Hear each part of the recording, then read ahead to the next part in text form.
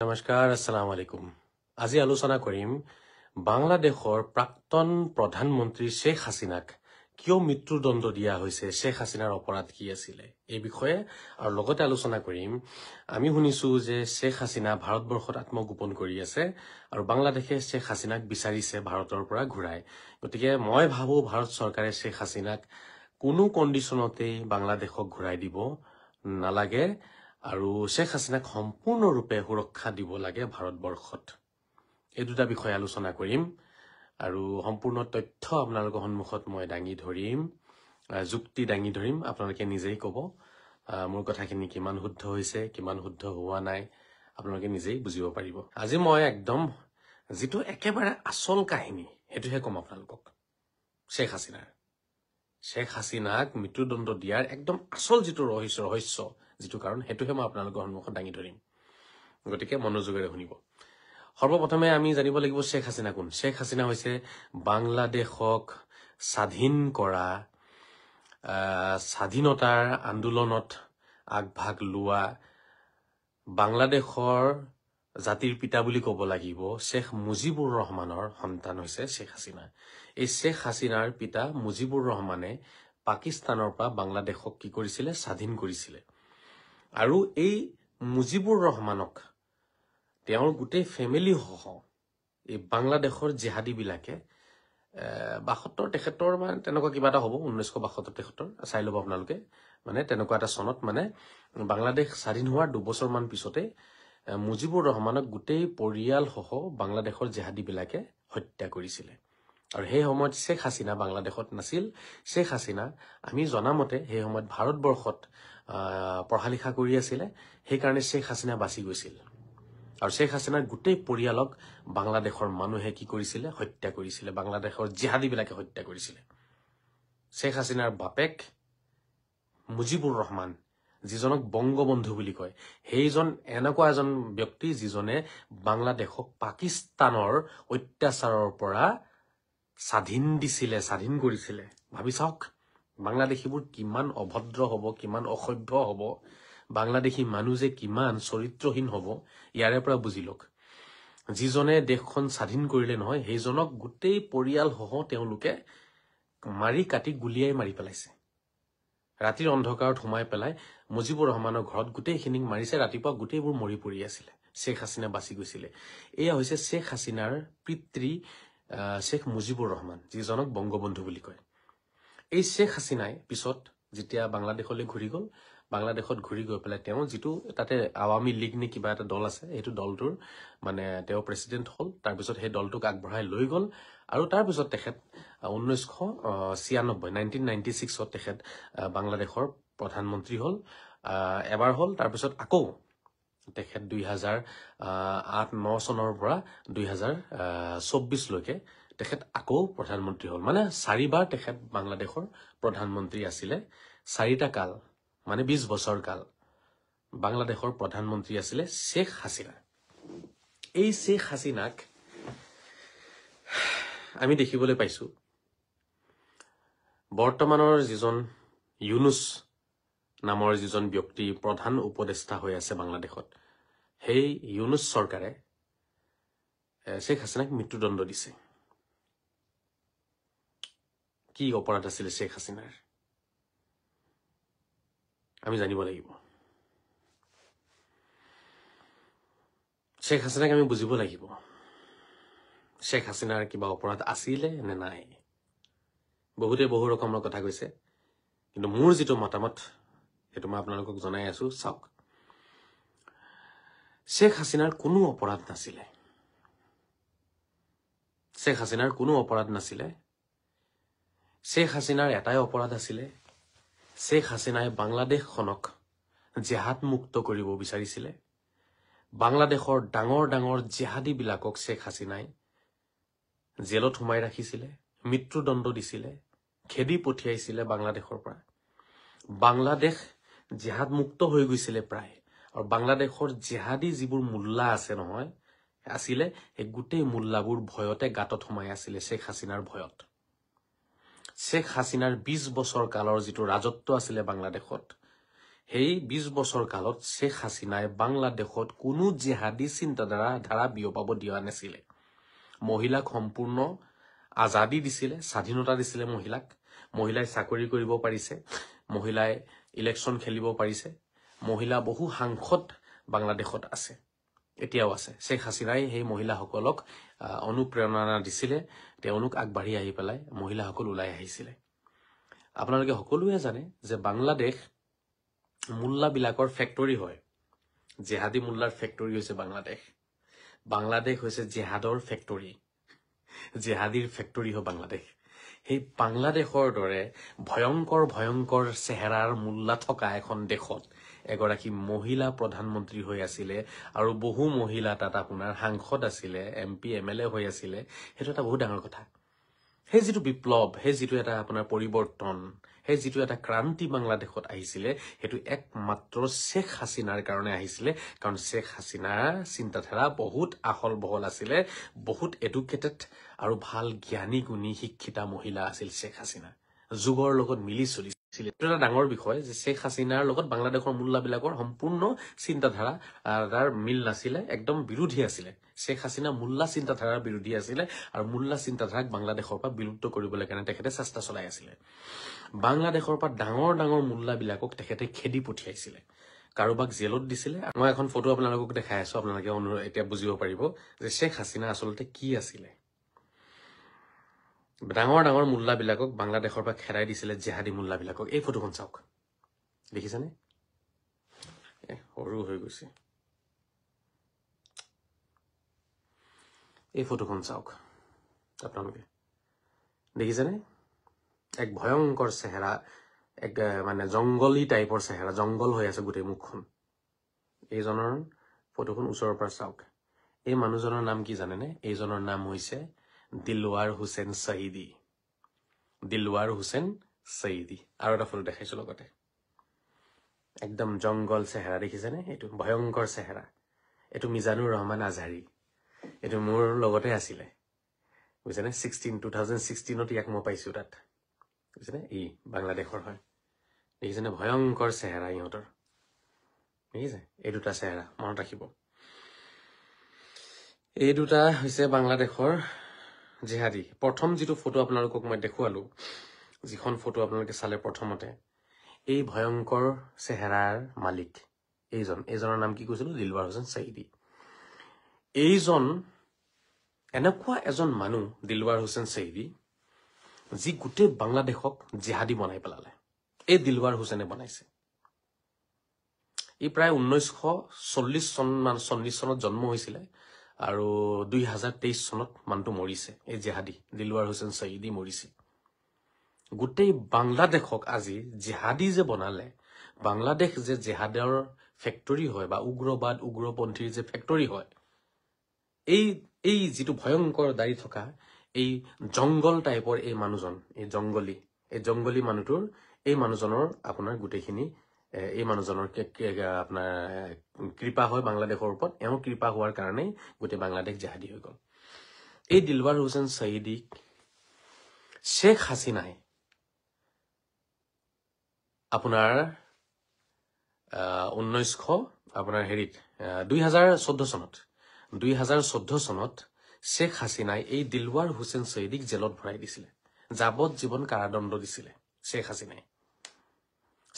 হাছিনা চৰকাৰে এই জেহাদীজনক কি কৰিলে যাৱজ্জীৱন কাৰাদণ্ড দিছে যাৱজ্জীৱন কাৰাদণ্ড দিয়াৰ আগতে শেখ হাছিনাৰ যিটো এটা কমিটি আছিলে সেই কমিটিয়ে এইজনৰ ওপৰত 20টা আপোনাৰ অপৰাধ জাপি দিছিলে 20টা মানে কেছ আছিলে ইয়াৰ ওপৰত 20টা কেছৰ ভিতৰত 8টা কেছত এই মানুহজনক মৃত্যুদণ্ড আৰু যাৱজ্জীৱন কাৰাদণ্ড দিছিলে এইজনক মৃত্যুদণ্ড যেতিয়া দি দিলে এই মানুহজনক বাৰে বাৰে আপোনালোকক মই দেখাই থাকিম ফটোটো এইজনক যেতিয়া শেখ হাছিনা চৰকাৰে যেতিয়া মৃত্যুদণ্ড দিলে তেতিয়া বাংলাদেশৰ গোটেই জিহাদীবিলাকে আন্দোলন কৰিছিলে বাংলাদেশত 14 চনৰ কথা এইটো তেতিয়া মই ইজিপ্তত আছিলো আৰু মোৰ লগত তেতিয়া ইজিপ্তত বহু বাংলাদেশী আছিল তাতে আল আজহাৰ বিশ্ববিদ্যালয়ত তেওঁলোকে পঢ়ি আছিলে বাংলাদেশ উত্তপ্ত হৈছিলে তেতিয়া এই জিহাদীজনৰ কাৰণে গোটেই জিহাদীবিলাকে ৰাস্তাত ওলাই আহিছিলে মৃত্যুদণ্ড যেতিয়া দিলে তাৰ পিছত বহুত বেছি পৰিৱেশ বেয়া ফাললৈ যোৱাৰ কাৰণে তেওঁৰ মৃত্যুদণ্ডৰ পৰা তেওঁৰ শাস্তিটো অলপ পাতল কৰিলে অলপ কমাই দি যাৱজ্জীৱন কাৰাদণ্ড দিলে এই আপোনাৰ দিলৱাৰ হুছেইন শ্বহীদীক এই দিলৱাৰ হুছেইন শ্বহীদীয়ে আপোনাৰ 2014 চনৰ পৰা একেবাৰে 2023 চনৰলৈকে জেলত থাকিলে আৰু 2023 চনতে হাৰ্ট এটেক হৈ পেলাই প্ৰায় আপোনাৰ বহু বয়স হৈছিল 90 বছৰৰ ওচৰা-ওচৰি বয়স মানে জেলৰ ভিতৰতে এই জিহাদীটো মৰিলে 2023 চনত আৰু শেখ হাসিনাৰ চৰকাৰ 2024 লৈকে আছিলে তো শেখ হাসিনাই এই জিহাদী মুল্লা আপোনাৰ দিলৱাৰ হুছেইন শ্বহীদী যিজন পাকিস্তানৰ বাংলাদেশৰ আটাইতকৈ বেছি জনপ্ৰিয় বক্তা আছিলে আটাইতকৈ জনপ্ৰিয় মানে আপোনাৰ কি কম মুল্লা আছিলে মানুহে বহুত ভাল পাইছিলে বাংলাদেশী জিহাদী বিলাকে এইজনৰ কাৰণে লাখ লাখ মানুহ জমা হৈ গৈছিলে বুজিছেনে আৰু গোটেই বাংলাদেশৰ উঠি আহান আপোনাৰ ল'ৰা ছোৱালীক জেহাদৰ ফালে তেওঁ লৈ গৈ আছিলে উগ্ৰবাদৰ ফালে লৈ গৈ আছিলে মানে উগ্ৰ ভাষণ তেওঁৰ ভাষণবোৰ আপোনালোকে ইউটিউবত চাব এই জেহাদীৰ ভাষণবোৰ চাব দিলৱাৰ হুছেইন শ্বহীদী বুলি আপোনালোকে ইউটিউবত মাৰিব এওঁৰ হাজাৰ হাজাৰ ভাষণ পাব আপোনালোকে ইউটিউবত শেখ হাসিনাই এই জিহাদী মুল্লাজনক ভৰাই দিলে যেতিয়া ভৰাই দিলে তাৰ সেই সময়তেই শেখ হাসিনাৰ বিৰোধিতা আৰম্ভ হৈছিলে বাংলাদেশত শেখ হাসিনাই এওঁক কিয় ভৰাইছিলে এওঁৰ অপৰাধ কি আছিলে এওঁৰ অপৰাধ আছিলে এওঁ জিহাদ বিয়পাই আছিলে বাংলাদেশৰ মহিলা শক্তিক তেওঁ দমন কৰিব চেষ্টা কৰিছিলে বাংলাদেশৰ মহিলাক তেওঁ মানে ঘৰৰ পৰা ওলাই যাব দিব নালাগে যিবোৰ আফগানিস্তানৰ যিবোৰ নীতি নিয়ম মহিলাই চাকৰি কৰিব নোৱাৰে মহিলা ঘৰৰ পৰা ওলাই যাব নোৱাৰে মহিলাই অমুক কৰিব নোৱাৰে তমুক কৰিব নোৱাৰে মহিলাক ঘৰত বান্ধি থব লাগে মহিলা পুৰুষৰ ভৰিৰ তলত থাকিব মহিলাৰ স্বৰ্গ পুৰুষৰ ভৰিৰ তলত আছে গতিকে পুৰুষৰ আঙুলিৰ ইশাৰাত মহিলা নাচিব লাগিব তাৰপিছত বাংলাদেশৰ দৰে এখন দেশত মহিলা কিয় চৰকাৰ হ'ব মহিলা কিয় প্ৰধানমন্ত্ৰী হ'ব মানে তেওঁ মানে বহু ধৰণৰ মহিলাক মানে সদায় ডমিনেট কৰিব চেষ্টা কৰিছিলে আৰু মানুহক জেহাদৰ ফালে লৈ গৈ আছিল আৰু দেশ বিৰোধী মন্তব্য চৰকাৰ বিৰোধী মন্তব্য ৰাইজক উচতনি দিছে বিভিন্ন আন্দোলন কৰাইছে এইজন মানুহে নিজৰ যিবোৰ অন্ধভক্ত আছিলে অন্ধভক্তসকলক লগত লৈ আন্দোলন কৰাইছে বহু মানুহৰ হত্যা হৈছে বহু মানুহ মৰিছে যাৰ কাৰণে এই দিলৱাৰ হুছেইন শ্বহীদী নামৰ এই ভয়ংকৰ জিহাদী মুল্লা দিলৱাৰ হুছেইন শ্বহীদীৰ ওপৰত লাগি গ'ল আপোনাৰ 20টা কেছ লাগি গ'ল আৰু 20টা কেছৰ পৰা ভিতৰত আপোনাৰ 8টা কেছতে মৃত্যুদণ্ড আৰু আপোনাৰ যাৱজ্জীৱন কাৰাদণ্ড এইজন মুল্লাক দিলে শেখ হাসিনাই বুজিছেনে এইটো এটা ডাঙৰ কাৰণ যিটো কাৰণে আজি শেখ হাসিনাক মৃত্যুদণ্ড দি আছে তেওঁলোকে কাৰণ শেখ হাসিনাই যি মুল্লাটোক মৃত্যুদণ্ড দিছিলে এইজনক যাৱজ্জীৱন কাৰাদণ্ড দিলে এওঁৰ যিবোৰ অনুৰাগী আছিলে অনুসৰণকাৰী আছিলে অনুগামী আছিলে তেওঁলোকে ভিতৰে শেখ হাসিনাক কেনেকে নমাব পৰা যায় কেনেকে শেখ হাসিনাক চৰকাৰখন বগৰাই দিব পৰা যায় কেনেকে শেখ হাসিনাক অতৰাই বেলেগ এজনক জেহাদী এজনক কেনেকে প্ৰধানমন্ত্ৰী বনাব পৰা যায় সেই ষড়যন্ত্ৰ তেওঁলোকে 2014 চনৰ পৰা ভিতৰে কৰি আছিলে মই নিজে সাক্ষী কাৰণ মোৰ লগত আল আজহাৰত বাংলাদেশী বহুত ষ্টুডেণ্ট আছিলে তেওঁলোক শেখ হাসিনাক ভাল পোৱা নাছিলে আৰু তেওঁলোকে কৈছিলে যে এই শেখ হাসিনাৰ কাৰণে আমাৰ হুজুৰ আমাৰ গুৰু এটা জেলত সোমাই আছে দিলৱাৰ হুছেইন শ্বহীদী বাংলাদেশৰ যিমান ভাষণ আছে নহয় বেংগলী ভাষণ এই দিলৱাৰ হুছেইন শ্বহীদীৰ সুৰত তেওঁলোকে সুৰ মিলাই ভাষণ দিয়ে যিমান ভাষণ আছে বৰ্তমান যিমান মানে ফেমাস যিমান বক্তা আছে বাংলাদেশত প্ৰতিজন বক্তাই এওঁক নকল কৰে এওঁৰ সুৰটোতে তেওঁলোকে ভাষণ দিয়ে আপোনালোকে চাব এটা মানে বিশেষ এটা সুৰত বাংলাদেশৰ মুল্লাসকলে ভাষণ দিয়ে সেই যিটো সুৰ আছে নহয় সেইটো শেখ এই আপোনাৰ কি কয় দিলৱাৰ হুছেইন শ্বহীদীৰ সুৰ হয় দিলৱাৰ হুছেইন শ্বহীদীয়ে ভাষণৰ এক নতুন দিশ মানে দেখুৱাইছে বাংলাদেশীক আৰু বাংলাদেশক ভাষণৰ মাধ্যমেৰে কেনেকে জিহাদ বিয়পাব পাৰে ভাষণৰ মাধ্যমেৰে কেনেকে মানুহক উচতনি দিব পৰা যায় মানুহক খং উঠাব পৰা যায় মানুহক ৰাস্তালৈ আনিব পৰা যায় আন্দোলন কৰিব পৰা যায় সেই গোটেইখিনি সৃষ্টি কৰিছে এই দিলৱাৰ হুছেইন শ্বহীদীয়ে সেইকাৰণে শেখ হাসিনাই এওঁক ভৰাই দিছিলে এটো হল শেখ হাসিনাৰ প্ৰথমটো অপৰাধ শেখ হাসিনাই বাংলাদেশৰ আটাইতকৈ ডাঙৰ জেহাদী মুল্লা জেহাদীসকলৰ সৰগানা জেহাদী বিলাকৰ গুৰু মহাগুৰু দিলৱাৰ হুছেইন শ্বহীদীক যাৱজ্জীৱন কাৰাদণ্ড দিছিলে হাসিনা চৰকাৰে দ্বিতীয় এজন মুল্লাৰ ফটো মই আপোনালোকক দেখাইছিলো আকৌ এবাৰ চাই লওক ফটোটো এইজন ভয়ংকৰ জংগলী চেহেৰা দেখিছে নাই কেনেকে খাই পেলাব যেনিবা আমাক এনেকে মুখখন মেলি আছে খাই পেলাব এতিয়া গোটেই হিন্দু মানুহক খাই পেলাব ইহঁতি বুজিছেনে এইজনৰ নাম কি মিজানুৰ ৰহমান 2016 চনত আল আজহাৰত মোৰ লগত আছিলে মহামূৰ্খ একো নাজানে বাথৰুমত গৈ পেলাই খালি বক্তা কেনেকে বক্তৃতা দিব কেনেকে ভাষণ দিব সেইবোৰ প্ৰেক্টিচ কৰে গা ধুতে প্ৰেক্টিচ কৰি থাকে মই নিজে শুনিছো ঠিক আছে দিলৱাৰ হুছেইন ছয়দিক নকল কৰি এইজনে 2016 চনত আহিছে আপোনাৰ তাৰ পৰা ইজিপ্তৰ পৰা ঠিক আছে তাতে BA পাছ কৰি আহিছে আৰু এনি টাইম প্ৰেক্টিচ কৰিছে মানে বাথৰুম মানে বক্তা আছিলে ঠিক আছে কেনেকে ৰাইজক পটাব কেনেকে ৰাইজক মিঠা কথা কৈ পেলাই ৰাইজক নিজৰ ফালে আকৰ্ষিত কৰিব এইবোৰ বাথৰুমত গা ধুতে বাথৰুমত যেতিয়া ৱাশৰুমত যেতিয়া তেওঁলোকে গৈছে সেই তাতো তেওঁলোকে প্ৰেক্টিচ কৰিছে এই মিজানুৰ ৰহমান এতিয়া বাংলাদেশত আটাইতকৈ ডাঙৰ বৰ্তমান এই মিজানুৰ ৰহমান হয় এই মিজানুৰ ৰহমানক শেখ হাসিনাই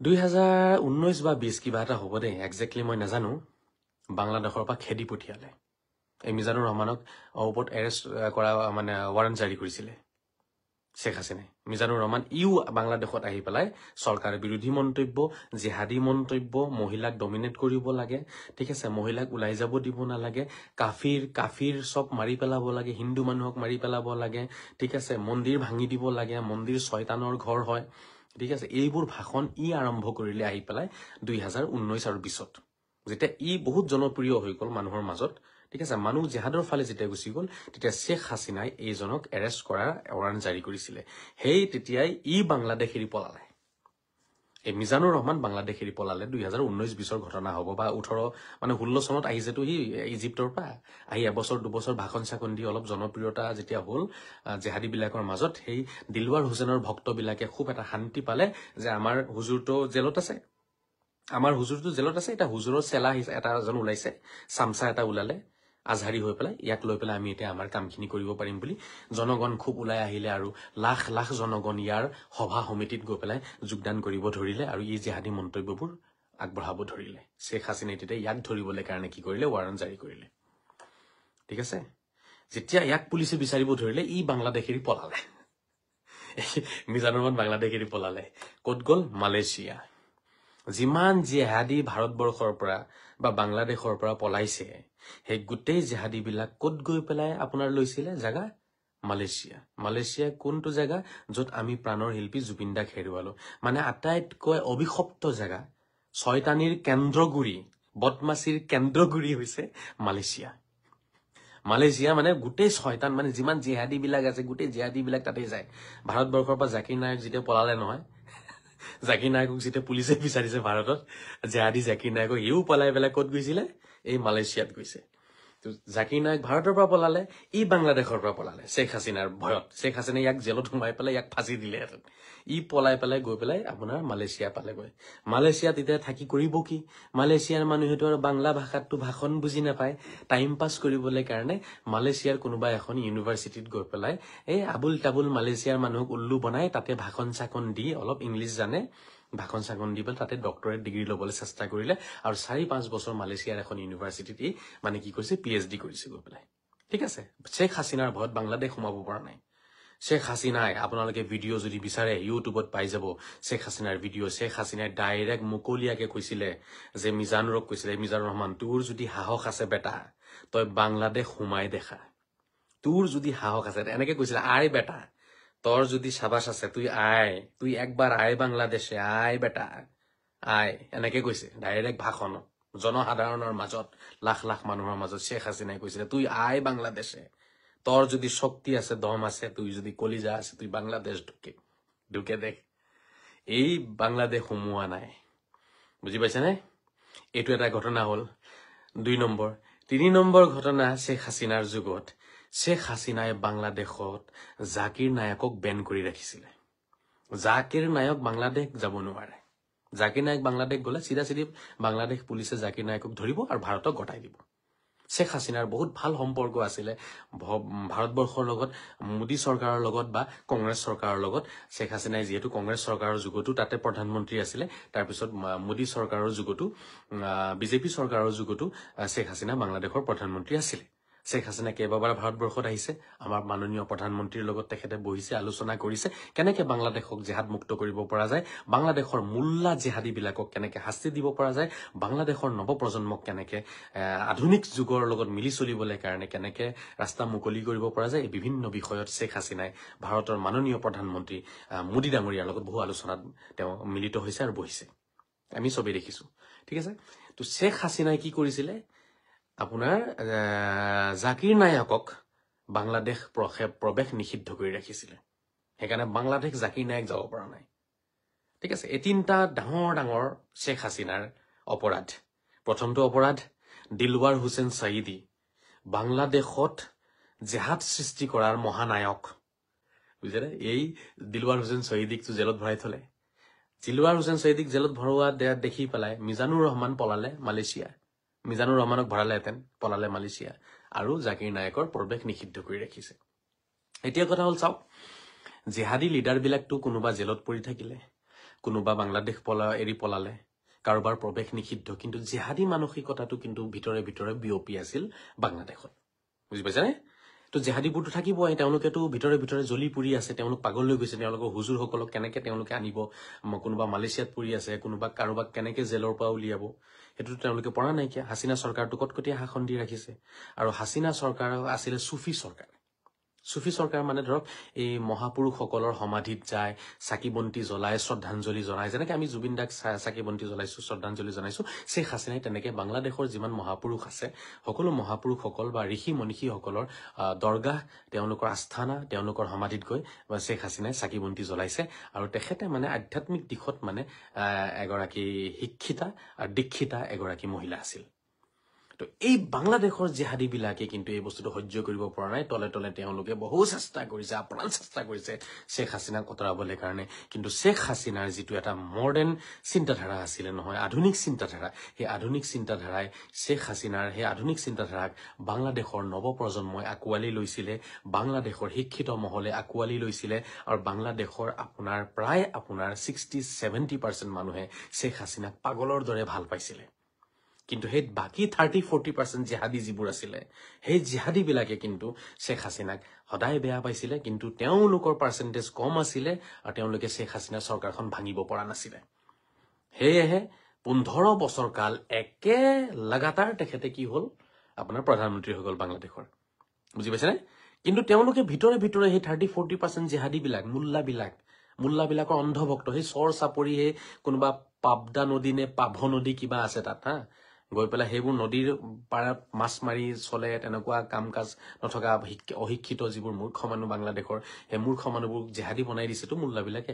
সেই মূৰ্খ মানুহখিনি আৰু এই মুল্লাবিলাকে তলে তলে শেখ হাছিনাক অতৰাবলৈ কাৰণে এটা ষড়যন্ত্ৰত তেওঁলোকে সদায় লিপ্ত আছিলে তাৰপিছত যেতিয়া এই 24 চনত আপোনালোকে সকলোৱে দেখিছে যেতিয়া এটা আন্দোলন হ'ল ছাত্ৰ আন্দোলন যিটো সংৰক্ষণক লৈ পেলাই হৈছিলে ঠিক আছে যেটো মুক্তি বাহিনীৰ পৰিয়াল অৰ্থাৎ যিসকলে 1971 চনত বাংলাদেশক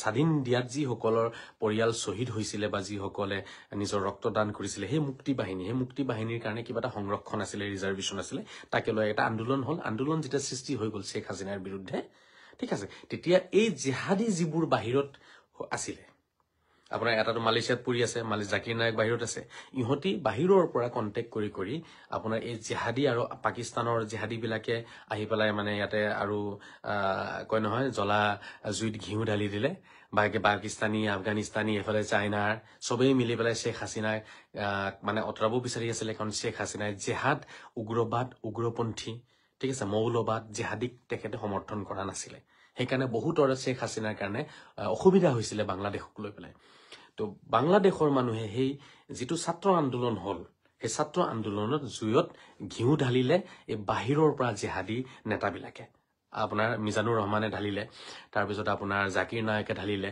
তাৰপিছত এই দিলৱাৰ হুছেইন সাইদিৰ যিসকল অনুৰাগী আছিলে দিলৱাৰ হুছেইন সাইদি জেলত মৰি থাকিলে 23 চনতে তো তেওঁলোকৰ আৰু এটা খং আছিলেই এই গোটেইবোৰ খং একলগে হ'ল মানে শেখ হাছিনাৰ বিৰুদ্ধে বুজিছেনে আৰু তাৰপিছত এই 30-40% মানুহ এই ছাত্ৰ আন্দোলনত গৈ পেলাই তেওঁলোকে কি কৰিলে জুই লগাই দিলে জুই লগাই দিয়াৰ পিছত বাংলাদেশ উত্তপ্ত হ'ল উত্তপ্ত হোৱাৰ পিছত এতিয়াতো আৰু যেতিয়া ৰাইজ ওলাই আহিব, লাখ লাখ মানুহ ওলাই আহিব, তেতিয়াতো পুলিচে একো কৰিব নোৱাৰে, আৰ্মিয়ে একো কৰিব নোৱাৰে। তথাপিও বহুতক গুলিয়াই হত্যা কৰিলে জেহাদীবিলাকক, কিন্তু ৰখাব নোৱাৰিলে। উপায়হীন হৈ পেলাই সেই সময়ত পৰিস্থিতি এনেকুৱা হৈ গ'ল, শ্বেখ হাছিনা বাংলাদেশ এৰি পলাবলগীয়া হ'ল। যেতিয়া শ্বেখ হাছিনা বাংলাদেশ এৰি পলালে, তাৰ পৰা ভাৰতলৈ আহিলে। আপোনালোকে সেইখিনি দেখিছে। তাৰপিছত বাংলাদেশীবিলাকে কি নাই কৰা, শ্বেখ হাছিনাৰ কাপোৰ কানি তেওঁলোকে চুৰি কৰিছে, শ্বেখ হাছিনাৰ মুৰ্গী হাঁহ চব চুৰি কৰি লৈ গৈছে। ইমান ভাল চৰিত্ৰ তেওঁলোকৰ, ঠিক আছে। তাৰপিছত শ্বেখ হাছিনাটো পলালে। শ্বেখ হাছিনা বাংলাদেশ এৰাৰ বোধহয় 10-15 দিনৰ ভিতৰতে এই জেহাদী মোল্লাজন বাংলাদেশ আহি গ'ল। ই বাংলাদেশ সোমালে আহি। ই মালয়েছিয়াৰ পৰা বাংলাদেশ সোমাইছে। একদম ভিডিঅ' চব ওলাইছে, ডাঙৰ ডাঙৰ চেনেলত প্ৰচাৰ হৈছে, ৰাইজে ভিডিঅ' ভাইৰেল কৰিছে। ই বাংলাদেশ সোমাই গ'ল। শ্বেখ হাছিনা বাংলাদেশ এৰা, ঠিক আছে, পলালে শ্বেখ হাছিনা বাংলাদেশ এৰি, আৰু ই সোমাই গ'ল মালয়েছিয়াৰ পৰা। ই লগে লগে ইয়াক একদম মষ্ট ৱেলকাম, তেতিয়া গোটেই জেহাদীবিলাকে মিলি মষ্ট ৱেলকাম কৰি ইয়াক লৈ গৈছে এয়াৰপৰ্টৰ পৰা। ই বাংলাদেশ সোমাই গ'ল। ই বাংলাদেশ এণ্ট্ৰি মাৰাৰ লগে লগে 10-15 দিনৰ ভিতৰতে জাকিৰ নায়কৰ বাইট আহি গ'ল। জাকিৰ নায়ক লাইনত আছে। জাকিৰ নায়কে তেতিয়া ক'লে যে বাংলাদেশত পিচ টিভি, যিটো পিচ টিভিক ভাৰতে বেন কৰিছে, এইটো ভাৰতত জাকিৰ নায়কে চলাই হিন্দু মানুহ মুছলমান বনাই ফুৰিছিলে ভাৰতত, এই জাকিৰ নায়ক নামৰ শয়তানটোৱে, বুজিছে। এই পিচ টিভি বাংলাদেশত চলিব লাগে, এইটো লৈ পেলাই গোটেই বাংলাদেশত এটা মানে প্ৰতিক্ৰিয়া হ'ল পিচ টিভিক লৈ পেলাই। তো জাকিৰ নায়ক এণ্ট্ৰি মাৰিলে বাংলাদেশত। ই এণ্ট্ৰি মাৰি পেলাই, আৰু দিলৱাৰ হুছেইন চৈদীটো মৰি থাকিলে 23 চনত। ইহঁতি ভাষণ দি মানে পৰিৱেশটো এই জেহাদীবিলাকক আৰু উত্তাল কৰিলে আৰু খং উঠাই দিলে চবৰে, ঠিক আছে। যেতিয়া উঠাই দিলে, এতিয়াতো পৰিৱেশ বেয়া হৈ গ'ল। শ্বেখ হাছিনাটো ওলাই আহিলে, তাৰ পৰা ওলাই অহাৰ লগে লগে চব আনকণ্ট্ৰল হৈ গ'ল ন তাত।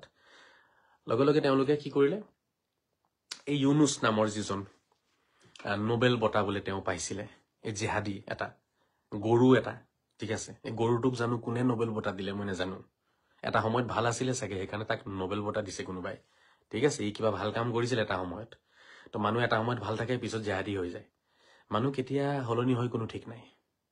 আপুনি গেৰাণ্টি দিব নোৱাৰে নোবেল পাইছে বুলিয়ে যে ইমানটো ভাল হ'ব, সেইটো কোনো কথা নাই। আৰু জেহাদীবিলাকেও যে নোবেল বঁটা ল'ব পাৰে, তাৰে উদাহৰণ হৈছে মহম্মদ ইউনুছ, এতিয়া বৰ্তমানৰ বাংলাদেশৰ যিজন মুখ্য উপদেষ্টা। এই ইউনুছ, ডক্টৰ ইউনুছ, প্ৰফেচাৰ ইউনুছক চবেই মিলি পেলাই বনালে বাংলাদেশৰ কি মুখ্য উপদেষ্টা, ঠিক আছে। ইয়াক মাতি আনিলে, ই আহিলে, আহি বাংলাদেশত বহি এতিয়া প্ৰথমতে মানুহটো অলপ ভাল আছিলে। ই কিবা বেংক চেংক খুলিছিলে, কিবা বেংক এটা খুলি পেলাই দুখীয়া মানুহক সহায় কৰিছিলে, যাৰ কাৰণে ইউনুছক নোবেল প্ৰাইজ দিছিলে, নোবেল বঁটা পাইছিলে। ই বাংলাদেশত অহাৰ পিছত আগতে চাগে ভাল মন মগজুৰ আছিলে, বাংলাদেশত আহি পেলাই ভাবিলে এতিয়াতো ৰাইজৰ মন খোজ কৰিব লাগিব, জেহাদীবিলাকৰ মন খোজ কৰিব লাগিব, নহ'লে জেহাদীবিলাকে ইয়াকো আঁতৰাই দিব। ই নিজৰ কুৰ্চীখন বচাবলৈ গৈ ই নিজৰ গোটেই সত্তাটোকে বিক্ৰী কৰি দিলে, মানৱীয় সত্তাটোকে বিক্ৰী কৰি পেলাই ই এটা অসুৰ হৈ গ'ল। অসুৰ হৈ সেই জেহাদীবিলাকৰ কথাত সুৰত সুৰ মিলালে, খোজত খোজ মিলাই পেলাই ই মানে তাতে এটা আপোনাৰ আপাতকালীন বা ধৰক সাময়িক এখন চৰকাৰ গঠন কৰি পেলাই বাংলাদেশক কণ্ট্ৰলত আনিলে। আনাৰ পিছত বাংলাদেশৰ মোল্লাবিলাকৰ লগত আলোচনাত বহি পেলাই এই শ্বেখ হাছিনাক মৃত্যুদণ্ড দিলে। শ্বেখ হাছিনাক যদি মৃত্যুদণ্ড নিদিয়ে, তেতিয়াহ'লে তেওঁলোকে জানে যে এই শ্বেখ হাছিনাই আকৌ বিপ্লৱ আনিব, আকৌ ক্ৰান্তি আনিব। কাৰণ শ্বেখ হাছিনাৰ 60% বাংলাদেশী শিক্ষিত মানুহে আজিও শ্বেখ হাছিনাক ছাপোৰ্ট কৰি আছে। কিন্তু বাংলাদেশ উত্তপ্ত হৈ আছে জেহাদীবিলাকৰ কাৰণে। সেই 30-40% জেহাদীয়ে বাংলাদেশ উত্তপ্ত কৰি ৰাখিছে। তো 30-40% মানুহক এতিয়া মানে কণ্ট্ৰলত আনিব পৰা নাই ন। তেওঁলোকে আন্দোলন কৰিব, জুই জ্বলাব, মাৰপিট কৰিব। কেইজনক মাৰিব আপুনি? 10 জনক মাৰিব, 20 জন, 100 জন, 200 জন মাৰিব, বাকীবিলাকেতো গোটেইখন জ্বলাই দিব, গোটেই বাংলাদেশ, বুজি পাইছেনে? উপায়হীন হৈ পেলাই মানে, ঠিক আছে। তো এই মানে বাকী মানুহবিলাকৰ কথা মানিবলৈ গৈ পেলাই এই আপোনাৰ প্ৰফেচাৰ ইউনুছ, ঠিক আছে, এইজনো কি হৈ গ'ল, আপোনাৰ জেহাদী হৈ গ'ল। এইজনো জেহাদী হৈ গ'ল, জেহাদীবিলাকৰ লগত হাত মিলাই ল'লে। হাত মিলাই নিজৰ চকীৰ আশা কাৰ নাথাকেনো? কোনে নিবিচাৰে মই প্ৰধানমন্ত্ৰী হ'ম বা মই প্ৰধানমন্ত্ৰীৰ চকীখনত বহি থাকিম, দেশৰ ৰজা হৈ থাকিম? কোনেনো নিবিচাৰে? যিমানে নোবেল বঁটা পোৱা ব্যক্তি নহওক কিয়নো, মনটোতো পাগল হ'বই। তো এই ইউনুছ বহি পেলাই মানে ই পাগল হৈ গ'ল। ই ভাবিছে এতিয়া মই মোৰ চকীখন বচাই ৰাখিম, মই ৰাইজৰ মন জিকিব লাগিব, জেহাদীবিলাকৰ মন জিকিব লাগিব। গতিকে এই শ্বেখ হাছিনাক মৃত্যুদণ্ড দিলে। কাৰণ শেখ হাছিনাক মৃত্যুদণ্ড যদিহে নিদিয়ে তেতিয়াহ'লে শেখ হাছিনা যদিহে 2 বছৰ 5 বছৰ পিছত বাংলাদেশ ঘূৰি যায়, বাংলাদেশত আকৌ ক্ৰান্তি আহিব, আকৌ বিপ্লৱ হ'ব, আকৌ পৰিৱৰ্তন হ'ব, তাতে আকৌ ইনকলাব হ'ব, আৰু বাংলাদেশৰ সেই 60% মানুহে আকৌ শেখ হাছিনাক প্ৰধানমন্ত্ৰী বনাই পেলাব। এইটো তেওঁলোকৰ ভয়। আৰু শেখ হাছিনা যদি আকৌ বাংলাদেশৰ প্ৰধানমন্ত্ৰী হৈ যায় তেতিয়াহ'লে বাংলাদেশত থকা সেই ভয়ংকৰ জংগলী চেহেৰাৰ, ঠিক আছে, দীঘল দীঘল জংগলী টাইপৰ গছ বন থকা হেমুখত সেই তেনেকুৱা জিহাদী মোল্লাবিলাক বাংলাদেশত থাকিব নোৱাৰিব। বিশেষকে এই মোল্লাটোতো থাকিব নোৱাৰিব। ইয়াকতো খেদাব বাংলাদেশৰ পৰা আকৌ শেখ হাছিনাই। শেখ হাছিনাই আকৌ খেদাব বাংলাদেশৰ পৰা। ই থাকিব নোৱাৰিব বাংলাদেশত। ই থাকিব নোৱাৰিব। জাকিৰ নায়ক থাকিব নোৱাৰিব বাংলাদেশত। জাকিৰ নায়কৰ পিছ টিভি চলাব নোৱাৰিব। তেওঁলোকৰ যিটো জিহাদী কাৰ্যকলাপ আছে, উগ্ৰবাদী কাৰ্যকলাপ আছে ন, তেওঁলোকৰ যিবোৰ ধৰক আপোনাৰ মৌলবাদী কাৰ্যকলাপ আছে, সেইখিনি চলাব নোৱাৰিব বাংলাদেশত শেখ হাছিনা থাকিলে। সেইকাৰণে চবেই মিলি এক চক্ৰান্তমূলকভাৱে, ঠিক আছে, শেখ হাছিনাক তেওঁলোকে অপৰাধী সজাই বিভিন্ন মাৰ্ডাৰ কেছ শেখ হাছিনাৰ ওপৰত লগাই দি শেখ হাছিনাক মৃত্যুদণ্ড দিলে। এতিয়া বুজি পাইছেনে আপোনালোকে গোটেই কাহিনীটো? শেখ হাছিনাক একমাত্ৰ এইটো কাৰণেই মৃত্যুদণ্ড দিলে, শেখ হাছিনা জিহাদ, মৌলবাদ, উগ্ৰবাদৰ বিৰোধিতা কৰা এগৰাকী মহিলা আছিলে, নাৰী আছিলে, সাহসী নাৰী আছিলে। শেখ হাছিনাৰ পৰিয়ালে বাংলাদেশক পাকিস্তানৰ পৰা মুক্তি কৰি দিছিলে, বুজিছেনে? শেখ হাছিনাৰ পৰিয়ালে ৰক্তদান কৰিছে বাংলাদেশক আজাদী দিবলৈ কাৰণে, বাংলাদেশক স্বাধীন কৰিবলৈ কাৰণে। শেখ হাছিনাৰ দেউতা, ভাই ভনী চব মৰি গৈছে, শ্বহীদ হৈ গৈছে। বাংলাদেশীক কেতিয়াও বিশ্বাস নকৰিব। বাংলাদেশীক কেতিয়াও বিশ্বাস নকৰিব। মই অসমৰ ৰাইজক জনাম, শ্ৰদ্ধাৰ ৰাইজ, বাংলাদেশীক কেতিয়াও বিশ্বাস নকৰিব। বাংলাদেশী মন মগজুৰ মানুহকো কেতিয়াও বিশ্বাস নকৰিব। কাৰণ ইহঁতি যিকোনো সময়তে আপোনাক ধোকা দিব, যিকোনো সময়তে আপোনাক মাৰি পেলাব, যিকোনো সময়তে আপোনাক লুটি আপোনাক বৰবাদ কৰি পেলাব। ইহঁতি পাল্টা মাৰিবলৈ কাৰণে বেছি সময় নালাগে। যিখন দেশক স্বাধীন কৰিছিলে যিটো পৰিয়ালে, সেই পৰিয়ালটোকো মাৰিলে তেওঁলোকে, আৰু লাষ্টত সেই পৰিয়ালৰ এগৰাকী জীয়ৰী আছিল মাত্ৰ শেখ হাছিনা। 20 বছৰ কাল বাংলাদেশত প্ৰধানমন্ত্ৰী হিচাপে থাকি বাংলাদেশক আধুনিক বাংলাদেশ বনালে। বাংলাদেশত একো নাছিলে, বাংলাদেশত ৰাস্তা নাছিলে, বাংলাদেশত দলং নাছিলে, বাংলাদেশত ভাল কোনোবা কোম্পানী নাছিলে, একো নাছিলে বাংলাদেশত। সেই বাংলাদেশক শেখ হাছিনাই 20 বছৰ কালত আধুনিক বাংলাদেশ বনাই পৃথিৱীৰ লগত ফেৰ মাৰি চলিব পৰা এখন দেশ বনালে। বাংলাদেশৰ ঢাকা আপোনালোকে যদি কেতিয়াবা ইউটিউবত বা কেতিয়াবা আপোনালোকে যায়, তাতে মইতো যোৱা নাই বাৰু, মই শুনিছো দেখিছো, বাংলাদেশৰ ঢাকা আজি পৃথিৱীৰ লগত ফেৰ মাৰিব পৰা এখন চহৰলৈ পৰিণত হৈছে। ঠিক আছে, বাংলাদেশ উন্নতিৰ পথত দৌৰি আছিলে এই শেখ হাছিনাৰ কাৰণে। এই শেখ হাছিনাকো তেওঁলোকে গাদ্দাৰী কৰিলে, ধোকা দিলে। শেখ হাছিনাকো তেওঁলোকে কি কৰিলে? শেখ হাছিনাৰ লগত প্ৰতাৰণা কৰিছে বাংলাদেশীয়ে।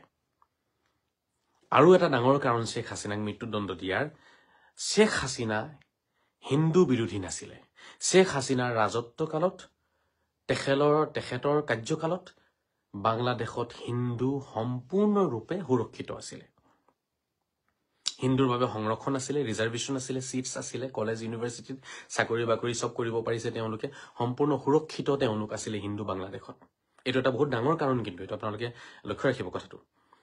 শেখ হাছিনাৰ যুগত বাংলাদেশত কিন্তু কোনো জেহাদী মানুহে, কোনো জেহাদী মোল্লাই গৈ পেলাই হিন্দুৰ মন্দিৰ ভাঙিব পৰা নাছিলে, হিন্দুক দুৰ্গা পূজা পালন কৰাত বাধা দিব পৰা নাছিলে, কোনো ক্ষেত্ৰতে বাধা দিব পৰা নাই।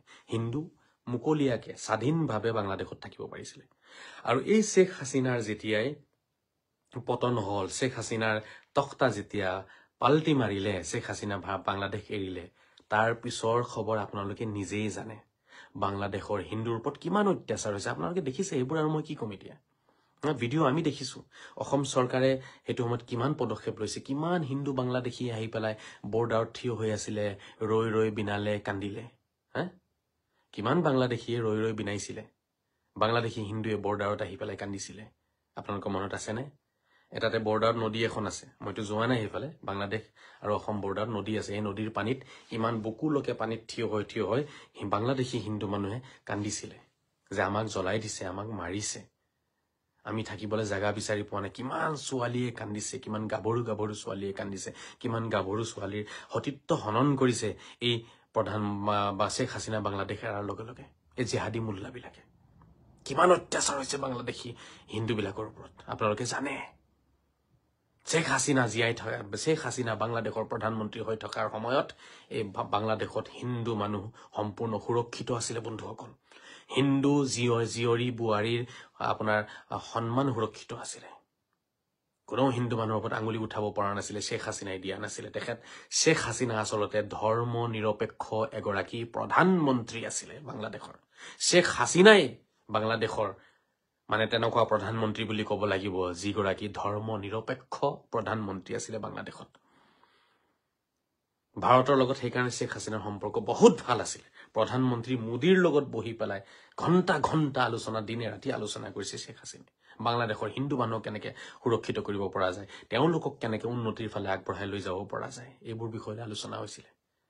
সেইকাৰণে বাংলাদেশৰ যিবোৰ জিহাদী শক্তি আছিলে, মৌলবাদী শক্তি আছিলে, উগ্ৰবাদী শক্তি আছিলে, সিহঁতি ভিতৰে ভিতৰে জ্বলি পুৰি আছিলে যে শেখ হাছিনাক কেনেবাকৈ মোটামুটি বাংলাদেশৰ পৰা খেদিব লাগিব, মাৰিব লাগিব। কাৰণ তেওঁলোকৰ ভিতৰত জিহাদ আছে, উগ্ৰবাদ আছে, মৌলবাদ আছে। তেওঁলোকে যেতিয়ালৈকে হিন্দু মানুহক নামাৰিব, যেতিয়ালৈকে হিন্দু মানুহৰ মন্দিৰ নাভাঙিব, যেতিয়ালৈকে হিন্দু মানুহৰ ঘৰ নজ্বলাব, যেতিয়ালৈকে হিন্দু মানুহৰ ছোৱালীৰ সন্মান সতীত্ব হনন নকৰিব, ৰেপ নকৰিব, তেতিয়ালৈকেতো তেওঁলোকে জান্নাত নাপাব ন। তেতিয়ালৈকেতো তেওঁলোক জান্নাত নাপাব।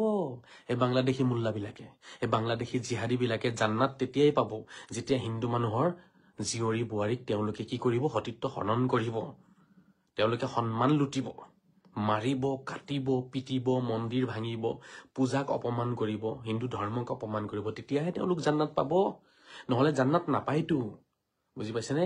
এই কথাবোৰ বাংলাদেশী মানুহক কোনে শিকাইছিলে? এই জিহাদী মোল্লা, এই মিজানুৰ ৰহমান জিহাদী মোল্লা এইজনে শিকাইছিলে, আৰু ইয়াৰ গুৰু ইহঁতি শিকাইছিলে। আৰু ইহঁতকেইটাক বাংলাদেশৰ পৰা খেদাইছিলে। এটাক মাৰি পেলালে, ঠিক আছে, এটা মৰিলে জেলতে, আৰু এটা পলাইছিলে।